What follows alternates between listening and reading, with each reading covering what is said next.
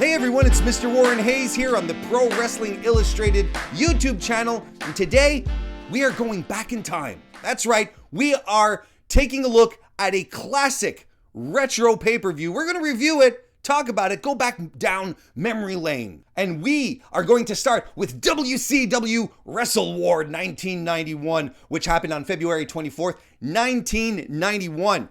Now this video is coming out in February 2021, so this marks the 30th anniversary of this illustrious pay-per-view with a pretty legendary main event. It took place at the Veterans Memorial Coliseum in Phoenix, Arizona. 6,800 fans were in attendance, 4,300 paid for a $53,000 gate. It's interesting to point out that in 1991, the Veterans Memorial Coliseum was just shy of being a 14,500 seat arena. So for 6,800 people, that's not great. Tony Schiavone is our master of ceremonies for the evening, but it's JR, Jim Ross, and Dusty Rhodes who are accompanying us on commentary. And man, I am stoked for some Dusty Rhodes here, and he is in prime form tonight. The evening kicks off with a match for the WCW Six-Man Tag Team Championships, which I had completely forgotten about. The champions Tommy Rich, Ricky Morton, and Junkyard Dog are defending against the State Patrol, composed of Lieutenant James Earl Wright and Sergeant Buddy Lee Parker. And they're teaming up with Big Cat. And you may remember, maybe you remember Big Cat, maybe you remember him more as Curtis Hughes, Mr. Hughes in the WWF. Well, there he is tonight in this six-man tag match. And like I said, I was excited because I forgot that these trios belts existed, and I was excited to see them, but the champions came out without the belts. Okay. This was their first defense since winning the belts. Junkyard Dog was in here. He was looking a little on the heavy side, let's put it that way. He had been with the NWA/WCW since leaving the WWF in 1988. Ricky Morton lights it up early with Earl Wright with some electric babyface moves. Of course, Ricky Morton, the penultimate babyface. Lots of arm drags by Morton and Tommy Rich as well. The match has a tendency to get a lot slower once Junkyard Dog and Big Cat are in the ring. And guess what? Ricky Morton is your babyface in peril for the majority of this match. Go figure. There's some great double team offense by the State Patrol within this match. They clearly have the most cohesiveness from anyone involved in this match. Cat hits a drop kick. I mean, he's a big dude, so that was impressive. He catches Morton on a flying crossbody into a backbreaker. And when Cat did it, he caught him and he barely moved. There was no recoil. He just stood there and caught him. Pretty impressive. Finally, Junkyard Dog gets the hot tag, hits the thump. Big Cat breaks it up, but then Ricky Morton slides in and covers for the pin, despite the fact that he was not the legal man. Okay. The double team offense of the State Patrol was probably the best part of this entire match, and Ricky Morton being Ricky Morton is always fun. But Big Cat and Junkyard Dog, man, they weren't exactly mobile, and JYD wasn't exactly at his peak anymore. This match ended at 9 minutes and 54 seconds. How would I rate this match? You'd say, well, I'd give it a Siberian tiger and a leopard. 2 big cats and a Doberman pinscher, which is usually a guard dog, right? In a junkyard. We see that in the movies often, right? Tony Schiavone is interviewing the York Foundation, Terry Taylor and Alexandra York. Of course, Alexandra York is Terry Runnels. Taylor had a match, has a match later on in the evening against Z-Man, also known as Tom Zenk. They tell us that they're flourishing because of their computer, right? Alexandra York, that was her gimmick. She had a computer in which she inputs all this data, and then it gives the York Foundation the precise path to use in a match to win, right? Using technology to win wrestling matches. And it's funny because the laptop computer that she has is one of these old, early 90s bricks that probably weighs 36 pounds and it'll give you a hernia if you try to carry it around too much, you know? They say that the computer predicts that Terry Taylor is going to defeat Tom Zenk, Z-Man, in less than 15 minutes and 28 seconds. And I'm like, no! Am I going to get a 15-minute Tom Zenk match? We move on to our next match, which is Brad Armstrong versus beautiful Bobby Eaton. Dusty, early on in this match, predicts that Eaton will win a major singles title in 1991. Well, he wasn't wrong. Eaton would win the WCW TV title and hold it for 15 days a little later on in the year. There's a quick start to the match where Armstrong is landing a running head scissors and into an arm drag armbar. Eaton spills it to the floor, but Armstrong uses the railing and the post against Eaton, gets him back into the ring, gets him down with a arm drag armbar. Eaton heels it up in the ring, shoving Armstrong. We get a test of strength. Armstrong hits a springboard crossbody off the second turnbuckle, then takes Eaton back down with an arm drag armbar. The spot of the match, though, it's really cool. Eaton goes for a slingshot suplex, but Armstrong lands on his feet and reverses it into a suplex of his own. Super smooth. That was a cool spot. And then that leads into an arm drag armbar. There's a backbreaker and an elbow drop and a slingshot backbreaker by Eaton, which was really cool. But we are in rest hold country in this match, folks. Cross faces, abdominal stretches. This is what kills the match, ultimately, but Armstrong eventually hits a beautiful drop kick. However, it's Bobby Eaton who gets the win using the top rope leg drop. And that's that for 12 minutes and 51 seconds. I mean, I would give this match 2 arm bars and 2 arm drags, if you're asking me how to rate this match. That's pretty much what it is. It was okay. They tried really hard to make a big babyface out of Brad Armstrong, but something just wasn't connecting. During this match, though, interestingly enough, we cut to the audience to see Jason Hervey, star of the Wonder Years, in attendance in Phoenix, Arizona. It's interesting because in the later years of WCW, right, he'd earn a spot as an executive producer. He'd be part of the booking committee, and he stayed with the company until WCW closed down in 2001. Super close friends with Eric Bischoff. They even started their own production company, Bischoff Hervey Entertainment. Did a bunch of reality shows. They even did one with Paris Hilton's mom, right? I want to be a Hilton. Can I be a Hilton? Who's the next Hilton? I forget what it's called. Also in attendance is the Great Muda, and he's there because WCW is hyping up the joint super show that they're doing with New Japan Pro Wrestling at the Egg Dome. It's going to take place in March. I'll talk about the show a little later on, but there's a funny line here from Dusty when he tells JR, "Hey, I'm going to take you out when we go to Tokyo." He says, "I'm going to take you out for sushi and sake, and then we're going to go out for a little while and well, I'll tell you later." I'm like, Dusty! And speaking of the Japanese wrestling scene, the next match is a Joshi wrestling match in Phoenix, Arizona in 1991. Itsuki Yamazaki and Mami Kitamura versus Miki Honda and Miss A. That's right, folks. We're getting a Joshi match in 1991. JR and Dusty put over the fact that this is the first for a pay-per-view and in the United States. And apparently it is. This was the first time that we actually got a Japanese women's wrestling tag team match on an American pay-per-view. And of course, you sort of pay attention to the commentary here. Dusty puts over how rugged they are, and he hopes that he and JR can pronounce their names properly. Oh, well, you probably know how that went. And besides, it can't be any worse than when Vince McMahon was calling the Jumping Bomb Angels match a few years later, or he was just calling them by instead of learning their names, he was just calling them by the color of their ring gear. Speaking of the Jumping Bomb Angels, Yamazaki is actually one half of that very tag team. Miki Honda wrestled for a few years. Mami Kitamura, from what I gathered, had a very short wrestling career. But Miss A is probably better known to Joshi wrestling fans, Japanese wrestling fans, as Dynamite Kansai. So that's pretty cool. Had an illustrious career. Legend in Joshi wrestling. So that's pretty neat.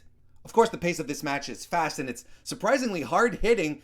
Yamazaki hits a top rope arm drag and hits a rope walk sunset flip on Miss A, and JR and Dusty, they're throwing their names around. They're calling everyone Miss A. Oh yeah, that's Miss A. Oh yeah, that's Miss A. Not to mention that they don't know half of the names of the moves that the ladies are pulling off at the same time. Miss A lands some great strikes on Kitamura. Kitamura hits a nasty springboard back elbow on Miss A. Double underhook suplex by Yamazaki.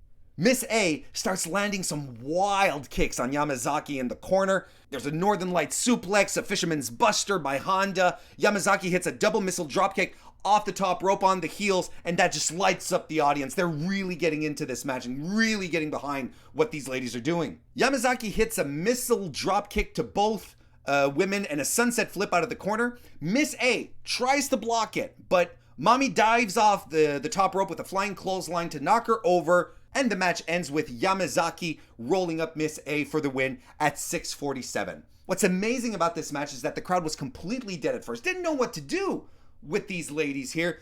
But the more they wrestled, the more the audience was into it, and it really added to the match. And isn't that what pro wrestling is? Letting your talent just wow the audience through their athleticism and storytelling.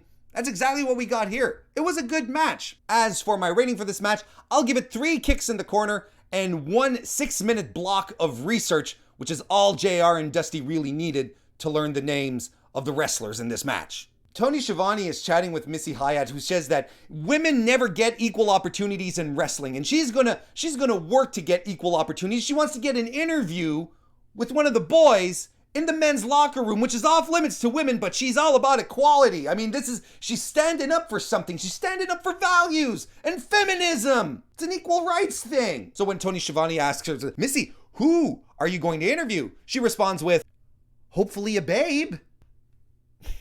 Oh well. The Natured Boy, Buddy Landel, was up next against Dustin Rhodes. Man, Dustin is such a baby in this match. It's his 4th year as a pro, and he's returning from spending some time in WWF. Is probably left with Dusty when Dusty was done wearing polka dots. It was like, nah, I'm going back to WCW. Landel plays the chicken shit heel and cowers as Rhodes explodes on him with his huge strikes and forearms.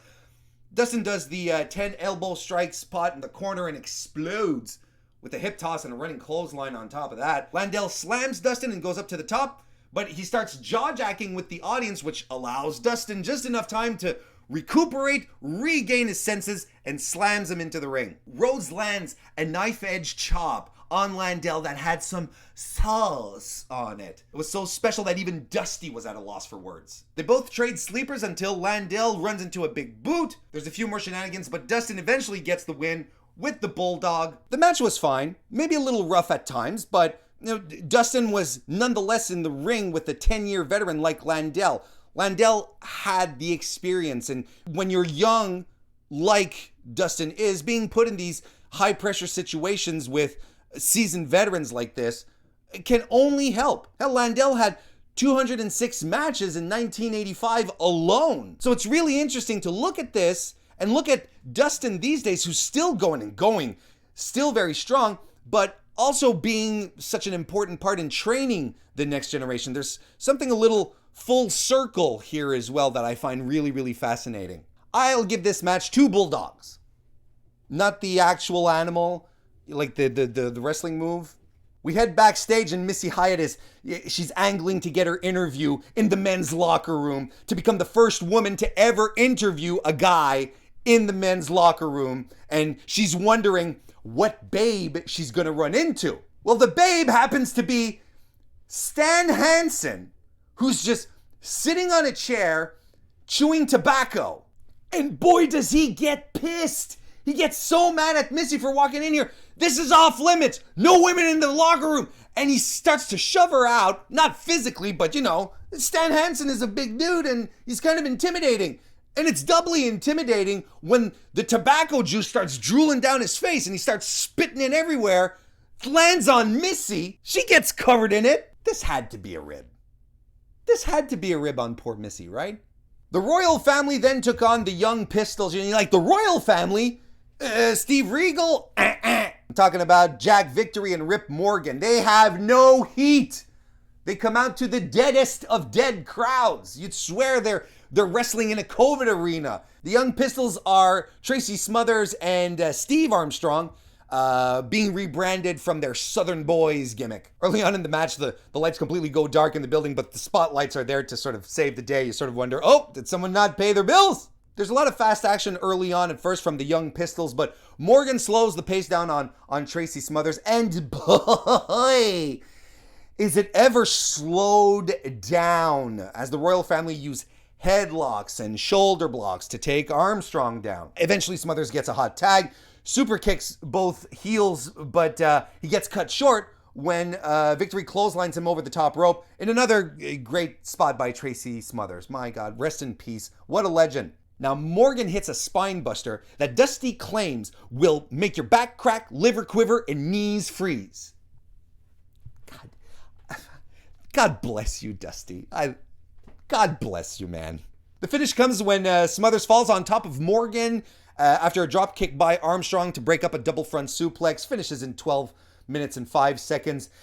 It was okay, but a little too long. And man, look, I understand that the heel's role is to slow everything down and so that the babyface can mount his big comeback. But when the heels have zero heat with the audience, it just drags and it gets boring. There was nothing much here. Sure, Smothers and Armstrong are fine, but it was a very, very bland match. I'd give it a spoonful of plain yogurt on top of some Melba toast. That's my rating. Diamond Dallas Page is the manager of the Freebirds at this point, which is kind of weird because Michael Hayes can handle his own on a microphone. You're sort of like, why do we need a manager? Oh well. He's covered in jewels and oddly looks like Brian Pillman, and he cuts a fired up promo for the Freebirds. He calls the audience Copenhagen dipping, coupon clipping, draft beer drinking rednecks. He starts to talk trash on Teddy Long. Teddy Long comes out to interrupt. Teddy Long says that DDP betrayed him, and he's spreading rumors that Doom are breaking up, which are entirely false, but spoiler alert. The computerized man of the 1990s, Terry Taylor, is taking on Z-Man, Tom Zenk. Of course, Terry Taylor is accompanied to the ring by Alexandra York of the York Foundation and the Computer. This is a no disqualifications match because these two have been having a proper feud leading into this, so this is kind of a blow-off.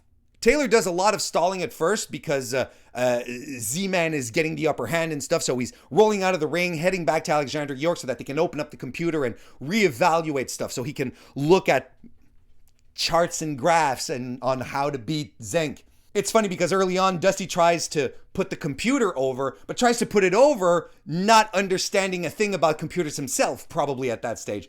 And he says, there's a lot of data on this computer. I looked at it earlier. Did you, Dusty? Did you?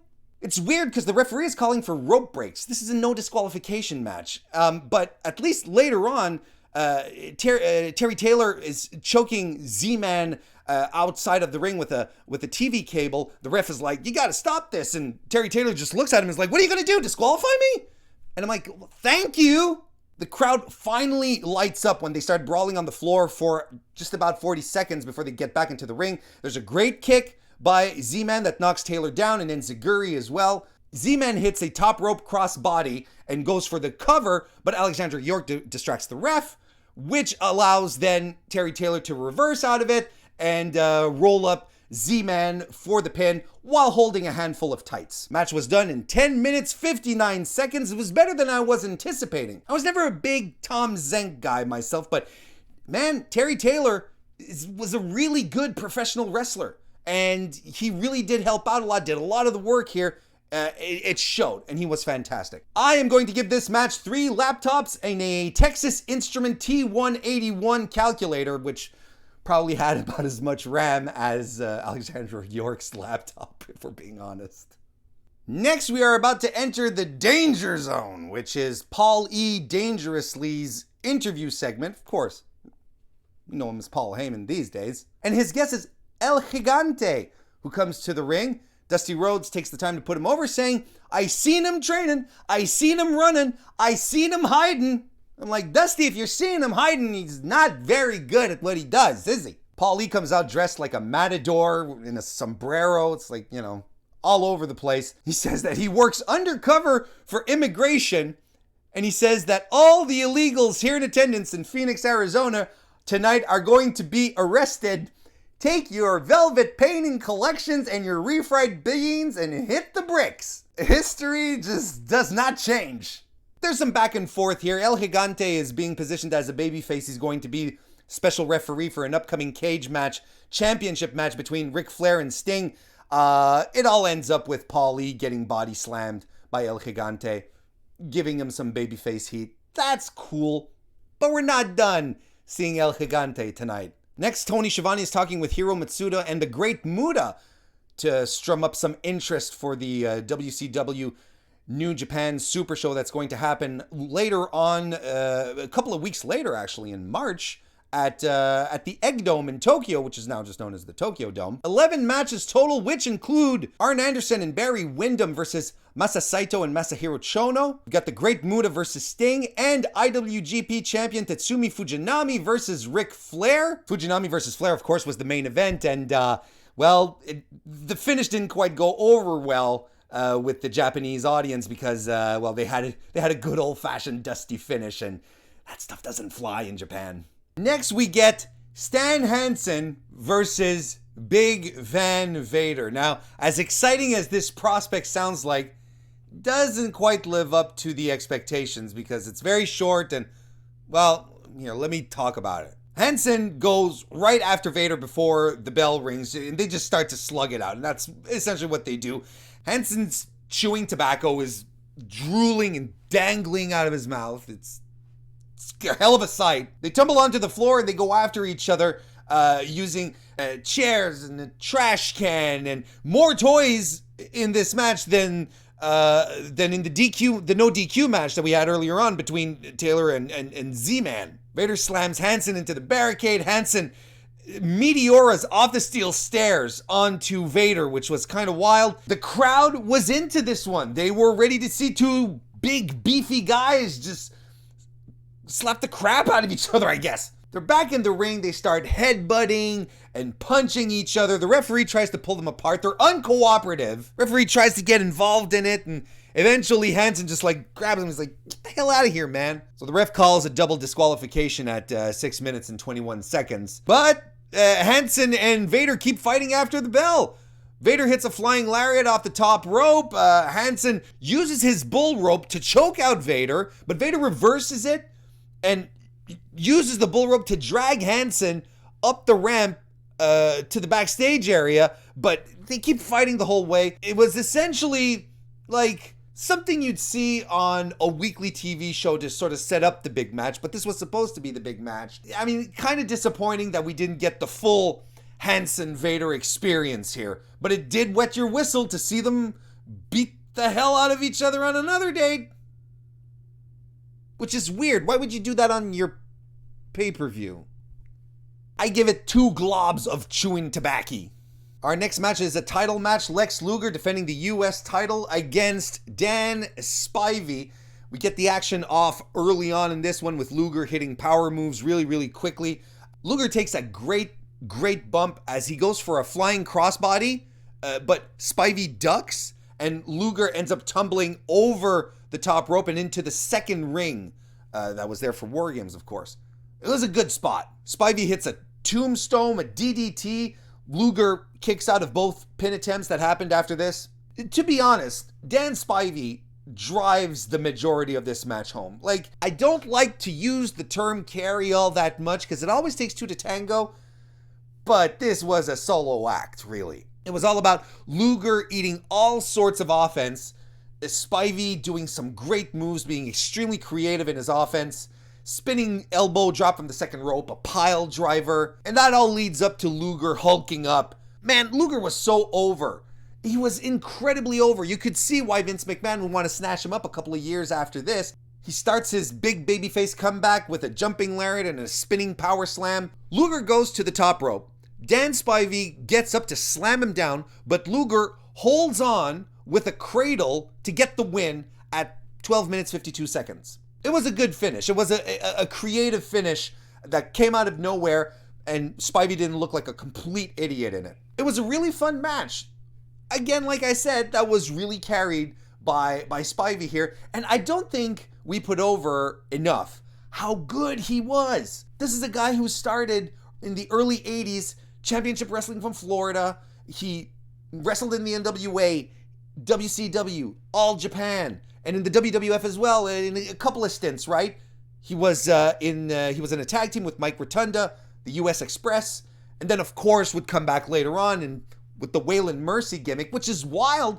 A lot of people remember the Waylon Mercy gimmick and they're like, yeah, what a great character that was. But he wrestled really like a handful of matches in WWF under that. It's crazy that he mastered it so well that it left such a deep impression, which of course then the gimmick was passed on to Bray Wyatt later on.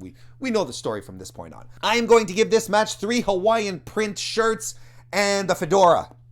Now, there was a special event, there was a special ceremony actually that happened next, again with Tony Schiavone, who was joined by WCW representative Wesley Smith, if I'm not mistaken, and Nikita Koloff. They were going to present Lex Luger, the current US champion, successful defense. They were going to present him with a brand spanking new design for the United States title, a $20,000 title. So Luger is still heaving and sweaty after his match, and he comes up and he joins Koloff and Schiavone and Wesley Smith.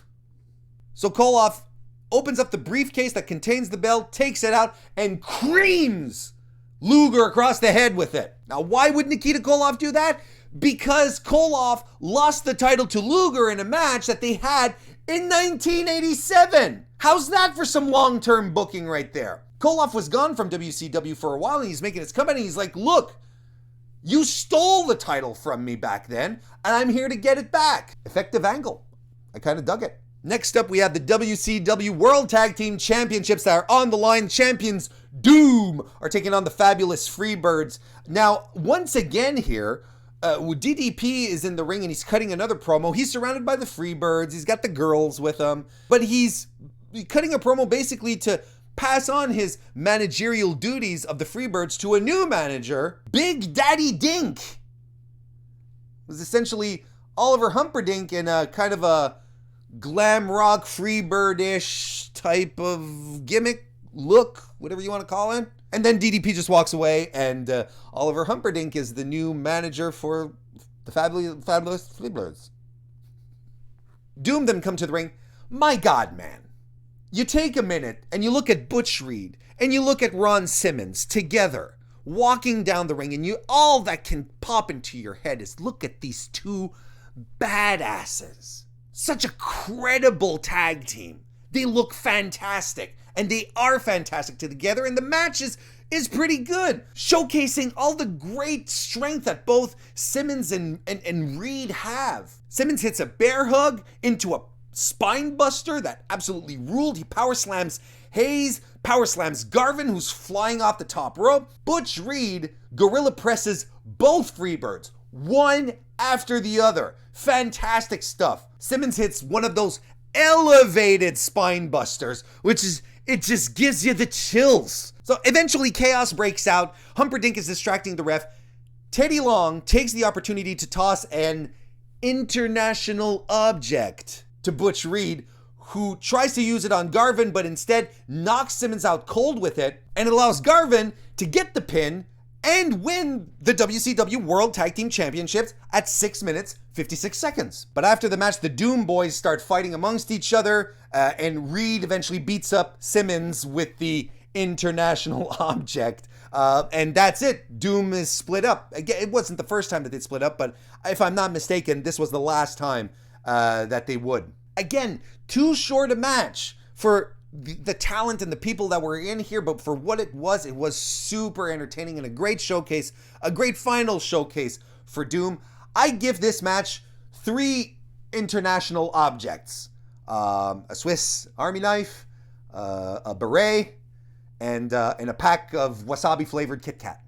And now finally we arrive at the main event, the War Games match, with the cage being lowered from above over the 2 rings. in the middle of the arena. There's pyro on top of the cage. Tony Schiavone runs down the very, very convoluted rules. They really could have simplified it quite a bit. There's a PowerPoint presentation to just walk us through it. That's how complicated they really made it out to be. And it's not a complicated match. It's just the explanation is a little convoluted. The teams are composed of Sid Vicious, Barry Windham, Larry Zbyszko, who's subbing for Arn Anderson, who was injured and couldn't make the match, and Ric Flair. And on the babyface side, we have Flying Brian Pillman, Sting, and the Steiner brothers, who were the U.S. Tag Team Champions, which again is another title I had forgot from that era. So it starts off with Windham and Brian Pillman. And the story with Pillman is that his shoulder had been injured previous to the match. It was all taped up, but he still wanted to go. He still wanted to start because man, that boy's got grit. Early on, Pillman grabs the ceiling of the cage to hit a head scissors on Windham. Windham blades super early in this match as Pillman scrapes his head across the chain link mesh, and he bites him. And he bites him like 3 times. I'm like, okay, are we sowing the seeds of the loose cannon character here? Because maybe. Windham takes a great looking bump as Pillman throws him over the rope onto the other ring, onto the secondary ring, and Windham sort of just bounces off the ropes. It was it was a great looking bump. Pillman was all over Windham, and then until Flair gets in next and they double team Pillman. They work the already injured shoulder until Sting comes into a great babyface reaction. The babyfaces work over the heels, includes Sting hitting a Stinger splash on Flair. But then Zbyszko comes in next, and he's greeted with a great flying crossbody from one ring to the other by Sting. It was a fantastic spot. I'm going to tell you one thing. There's no 7-minute stall for our boy Larry here. There's no way he's going to pull that one off. And as expected, since the heels outnumber the babyfaces, well, the heels are in control until Rick Steiner comes in next to even the odds. Steiner lining Flair and Windham. Steiner lining. My God, it's such a good name. Appropriating your own clotheslines and you call them a Steiner liner. It's so good. Steiner grates Flair's head against the cage, and then Flair juices. Sid Vicious rounds out the team and helps get the heels in control. Once again, Sting is busted open as well. Scott Steiner then comes in next, and the match officially starts. I love how Sid was waiting for Scott Steiner to come in, sort of starts running interference. It's just, and the way it was done, it was very, very organic, and it just made sense for him to do it. I thought that was a nice touch. Sting goes for the Scorpion Deathlock on Flair, but Zbyszko comes and breaks it up. Then there's this great spot where all the baby faces lock on figure 4s on all the heels, and the place just erupts. Now, we have to talk about the crowd really quickly. They were so into this match. They were completely enamored with it. You saw who the top baby faces were. You understood just how great the Steiners were and how Sting was back then. Everyone was just salivating at the mouth for this match. It was amazing. But when they did the 4 figure 4 spots, roof blew off the place. It was fantastic. Sting gorilla presses Flair against the ceiling of the cage a few times. We get a great exchange of chops between Flair and Pillman as well in this. Sid pops up Pillman against the ceiling and flapjacks him. It was a good spot. But then it happens. Sid sets up Pillman for a powerbomb, lifts him, but does it, I guess, out of muscle memory, because he kind of forgets that there's a ceiling. So he doesn't get all the height and all the extension that he usually gets to drop a guy safely. So what happens? He drops Brian Pillman on his neck in a nasty, nasty powerbomb. No, he picks Pillman up again and hits a second powerbomb, this time well protected, and Pillman is officially out. This is an angle actually that they're running. Pillman is okay, but they're actually running an angle here. Pillman is completely out. He's unresponsive, not moving. I wouldn't be surprised if he did lose consciousness for a bit there. And then El Gigante runs down to the ring, tears the door off, and walks in to check on Pillman. And he's telling the ref, look, my boy here, because I guess El Gigante and Pillman's his little buddy. I guess he's, baby faces sticking together, all that stuff. And he's like, look, my buddy here, and he's telling the ref, he's out. He's unconscious. He can't move. He's out. So as per the rules of war games, a team will win either by submission or until a member of the team can't wrestle anymore. Well, the referee calls the match for the Four Horsemen and Larry Zbyszko at 21 minutes, 50 seconds. El Gigante drags Pillman out of the ring and carries him backstage because, screw CTE protocols. This is a War Games match that a lot of people talk about with reverence, with a lot of enthusiasm, and I haven't seen it in such a long time. It was so cool to revisit it, and frankly, it's really as good as I remember, and it still holds up today. The War Games matches that we have in NXT, the Royal Rumbles and Battle Royals, and a lot of multi-man matches are produced in a way where, these days, of course, are produced in a way where you get to see the spots properly. Everyone gets their licks in, and there's not too much stuff happening here at once. This is the opposite. These matches were designed for live crowds to have all sorts of wild stuff happening all at the same time within the confines of a ring. So you're looking over here, there's stuff happening. You're looking over here, there's more stuff happening. And the production has trouble keeping up with everything. And that's not a knock. I think it's okay, because in this context, it adds to the wildness of the situation. You'd never feel like you're missing out on something because there's so much going on. You're always picking up on something interesting, something cool. So even as a TV viewer, it translates really well. Bit of a weird finish, but it's a great chaotic match in front of a red hot crowd that is into every second of it. It's amazing. Absolutely required viewing. Go check it out. Oh, I should rate this. How about 4 blonde guys juicing and a replacement neck for Brian Pillman? Well, there you have it, folks. WCW Wrestle War 91 reviewed in the can, and it was a good time. I hope you enjoyed watching this video as much as I enjoyed making it, and as much as I enjoyed watching the pay-per-view and about itself. You should totally go check it out.